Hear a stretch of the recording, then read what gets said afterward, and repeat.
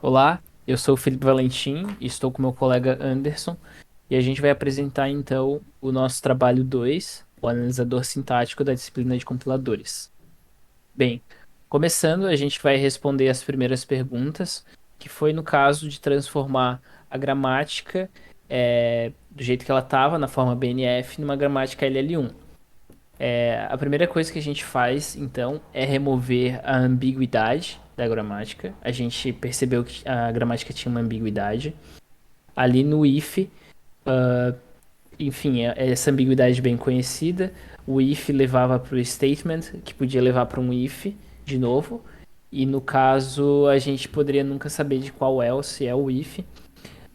A gente resolveu resolver essa ambiguidade de uma maneira simplificada.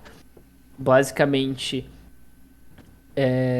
o if ele leva para um statement no if, que é igual o statement, só que ele não pode levar para if.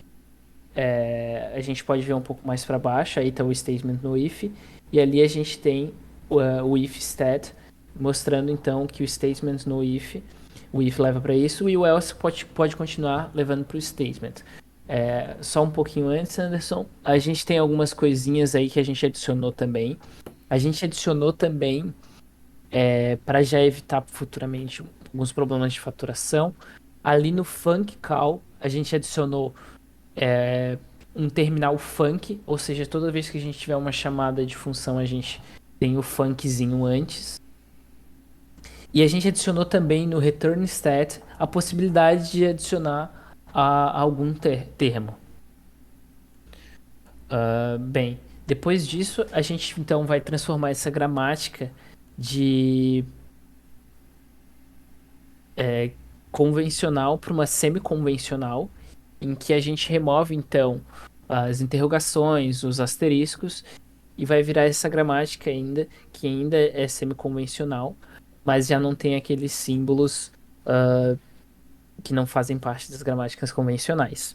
Isso acaba então gerando essas produções em que o Anderson vai explicar um pouquinho melhor mais para frente. E basicamente depois disso, dessas transformações, a gente também removeu as recursões à esquerda. Só que por conta das transformações que a gente já tinha feito, na realidade a gente acabou sem recursões à esquerda. A gente está sem recursões à esquerda, basicamente porque nenhum não terminal leva para o mesmo não terminal à esquerda, é claro, e de maneira direta ou indireta. O Anderson vai explicar um pouquinho melhor as produções criadas nessas transformações e também as transformações criadas na hora de remover a faturação.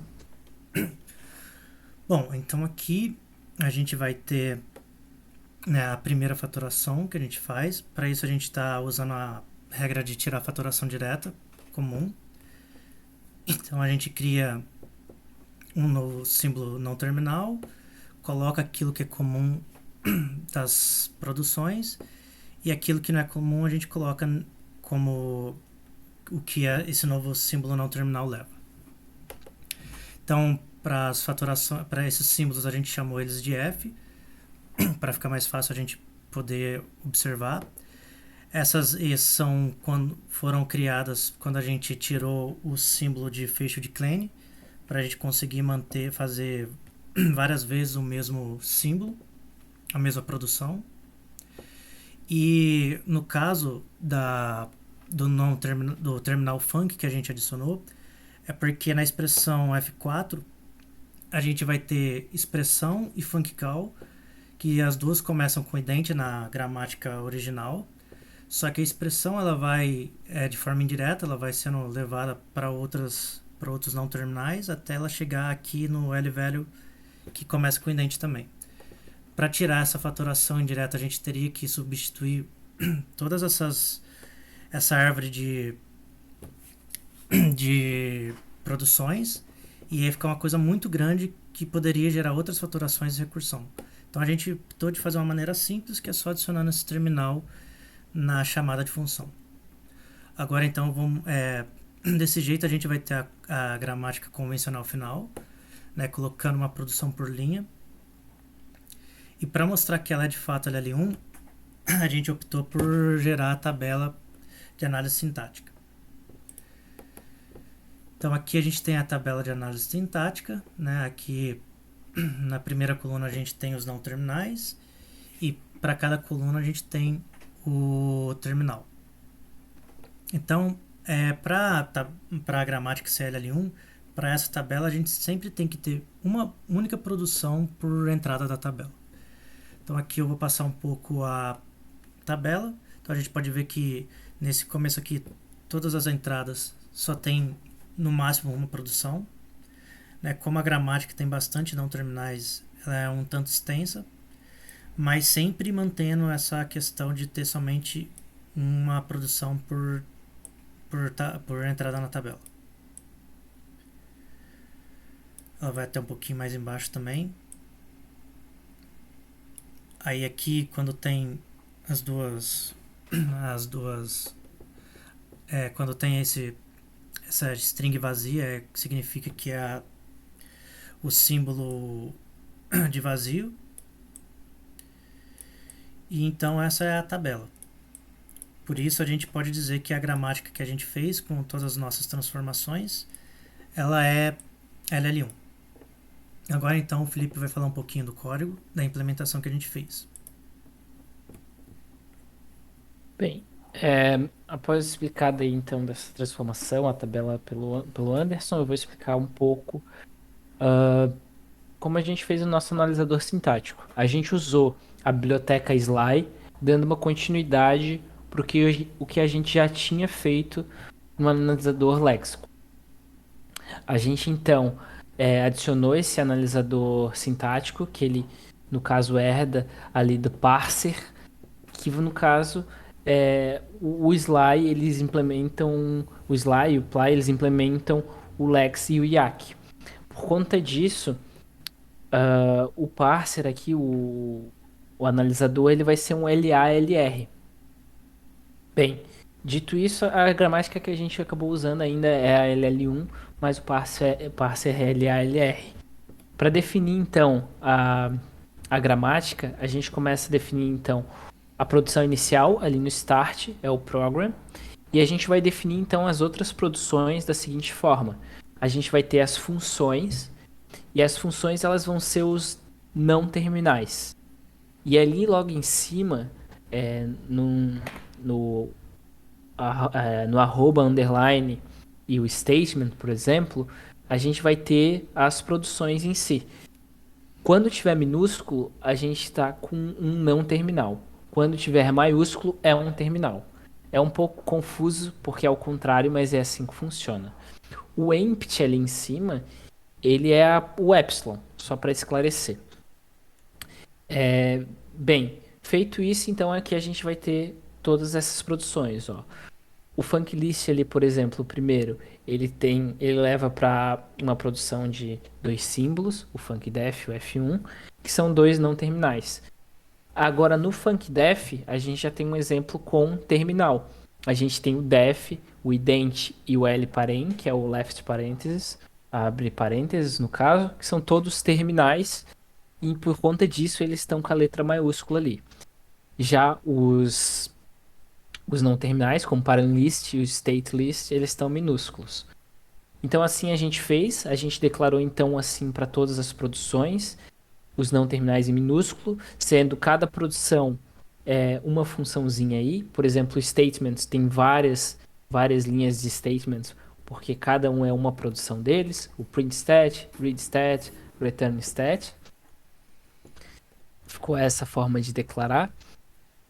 E bem, a gente declarou então todas essas produções, fomos declarando, como a gente transformou a gramática foi um trabalho até que tranquilo, até a gente chegar em como a gente trata quando a gente tinha algum problema no analisador sintático. É que é essa função error.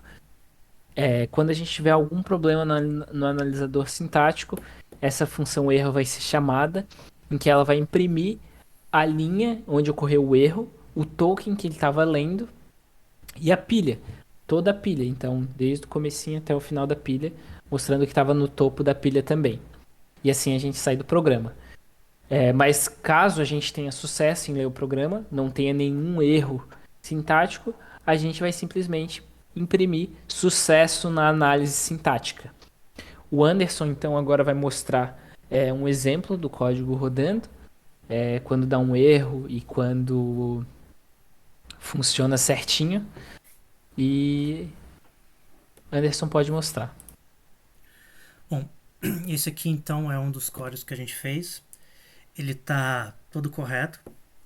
Aqui para usar como exemplo, a gente vai tirar de dentro do for esse i igual, porque o for ele tem essa última parte dele, ele é ele usa um atributo static que tem que ser construído dessa maneira aqui.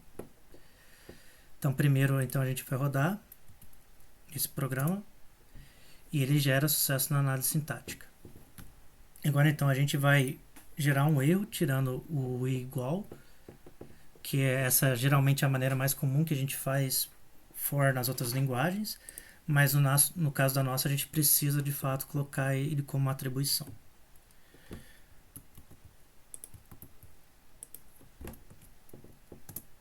Então aqui, como a gente pode ver, ele gera um erro de análise sintática. Diz que na linha 4, no token plus, a gente gerou um erro. Né? Ele viu primeiro um idente e aí ele esperaria um igual, mas na verdade é um mais. Então ele gerou um erro. Aqui então a gente tem a pilha, né, que tem toda a produção, tudo que veio antes. E se a gente olhar no símbolo não terminal L velho com o plus, a gente vai ver que essa entrada na tabela LL1 e também na tabela LALR ela é vazia. Pode mostrar aí, Anderson, a entrada na tabela L1. Então só para a gente ver aqui, o L velho ele está aqui embaixo. Mostra lá no comecinho, L velho. Aqui. Uhum. E a gente está olhando então o L velho com um mais.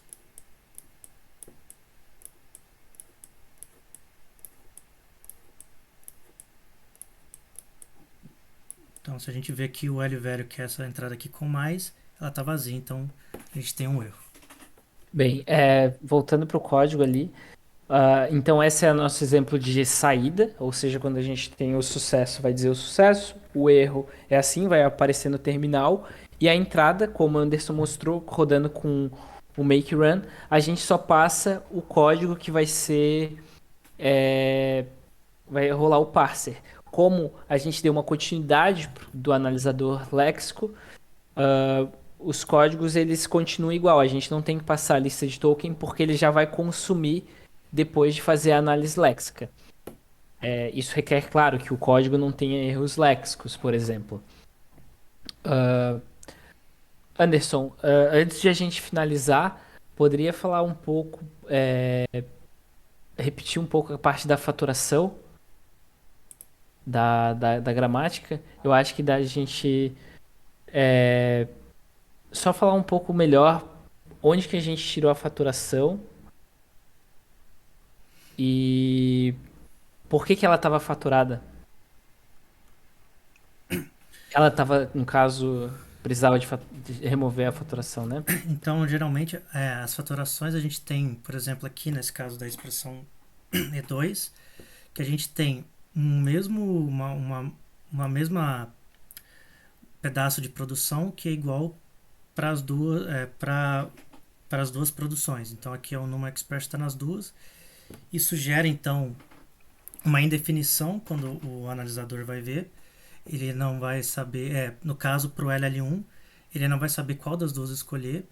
Daí, então, para isso, a gente separa, a gente pega o fator em comum, cria um novo não terminal e, nesse caso, a gente ficaria com algo dessa maneira. O fator comum, o não terminal e esse não terminal levando para aquilo que é depois do fator comum, que no caso era o E2 ou o vazio, porque a gente poderia ter só, a gente teria só o não expression sem nada depois dele. Bom, eu Bem, acho que acredito que é isso e obrigado pela atenção.